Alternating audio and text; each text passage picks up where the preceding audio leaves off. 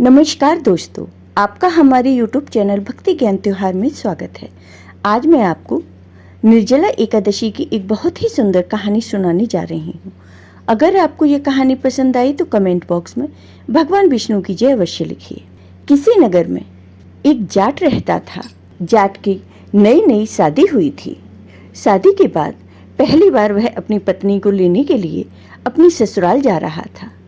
उसने नए नए कपड़े पहने और ससुराल जाने के लिए निकल पड़ा। चलते चलते वह एक तालाब के पास पहुंचता है तो वह देखता है कि एक गाय पानी पीने के लिए तालाब में उतरती है। वह गाय अपनी प्यास तो बुझा लेती है, लेकिन वह तालाब से बाहर नहीं आ पाती। जाट को देखते ही वह गाय आवाज लगाती है कि अरे मुसाफिर, मुझे इस दलदल से निकाल दो। गाय की बात सुनकर जाट बोला, अरे नहीं नहीं गौ माता, मेरे कपड़े गंदे हो जाएंगे।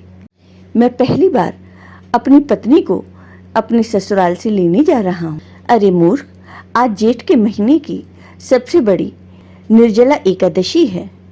तू मुझे इस दलदल से निकालेगा तो तुझे पुण्य मिलेगा और मैं तुझे वरदान दूंगी तो तेरी 7 पीढ़ियां तर जाएंगी। लेकिन जाट ने फिर भी गाय माता की बात नहीं मानी तो गाय उससे नाराज हो गई और नाराज होकर गाय माता जाट से कहती हैं कि जा, मैं तुझे श्राप देती हूँ कि अगले 8 पहर बाद तू गधा बन जाएगा। यह सुनते ही वह जाट डर गया और गाय से माफी मांगने लगा।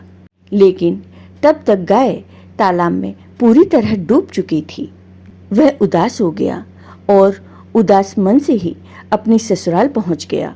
पहली बार जमाई को आते देख उसके ससुराल वाले बहुत खुश हुए, लेकिन जाट ने कहा कि मेरी पत्नी को जल्दी से विदा कर दो, हमें घर जाना है और हमें अभी निकलना है। सभी ने बहुत कहा कि जमाई जी एक दिन तो रुक जाओ, लेकिन वह नहीं माना। तब उसकी पत्नी ने कहा कि सब लोग इतना कह रहे हैं तो एक दिन रुक जाइए, कल चलेंगे। तब जाट ने अपनी पत्नी को गाय के श्राप की सारी बात बता दी। श्राप की बात सुनते ही उसकी पत्नी अपने पति के साथ घर की ओर वापस चल दी और वो अपने घर पहुंच गए।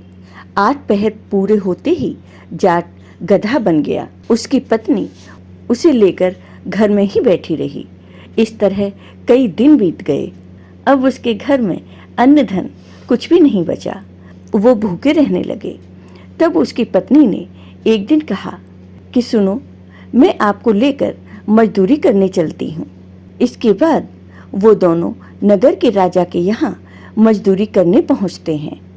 राजा के यहाँ कुएं की खुदाई का काम चल रहा था तो जाट की पत्नी अपने सर पर मिट्टी रखकर काम करती रही।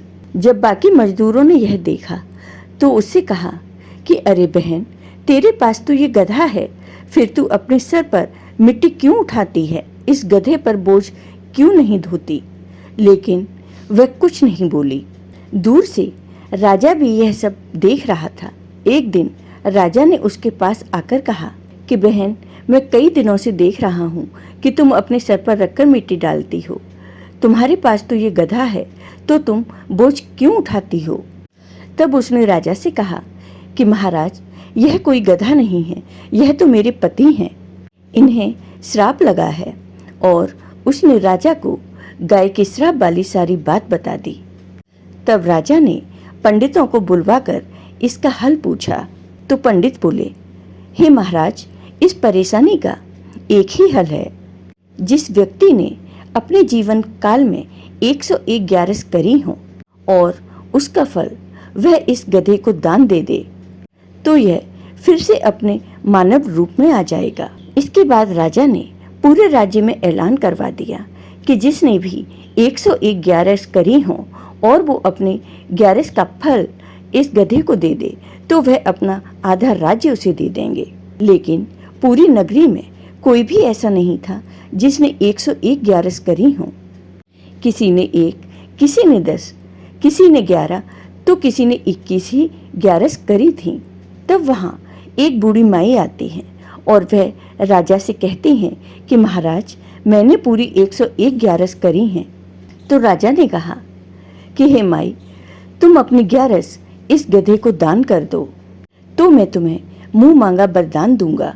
तब बूढ़ी माई ने कहा कि महाराज, मैं धन लेकर क्या करूंगी? आज हूं, कल नहीं, फिर मैं ये धन किसे दूंगी? मैं इस गधे को अपनी ग्यारस का फल देने को तैयार हूँ, लेकिन एक निर्जला एकादशी को मैं अपने पास रखूंगी। इस निर्जला एकादशी के फल से मुझे मोक्ष की प्राप्ति होगी, मुझे भगवान विष्णु की प्राप्ति होगी। ऐसा कहकर उस बूढ़ी माई ने अपनी 100 ग्यारस का फल उस गधे को दे दिया और वह गधा फिर से अपने इंसानी रूप में आ गया। लेकिन एक ग्यारस कम होने के कारण उसका पूरा शरीर तो मानव का बन गया, लेकिन गधे की पूंछ उसके शरीर से नहीं हटी। फिर उस जाट और उसकी पत्नी ने उस बूढ़ी माई और राजा को धन्यवाद दिया और वह अपने घर चले गए। फिर वह जाट अपनी पत्नी के साथ खुशी खुशी रहने लगा और दोनों पति पत्नी मिलकर एकादशी का व्रत करने लगे। जय हो भगवान विष्णु की। आपको ये वीडियो पसंद आया हो तो कमेंट बॉक्स में कमेंट करके ज़रूर बताइए। साथ ही मेरे वीडियो को ज़्यादा से ज़्यादा शेयर करिए। धन्यवाद दोस्तों।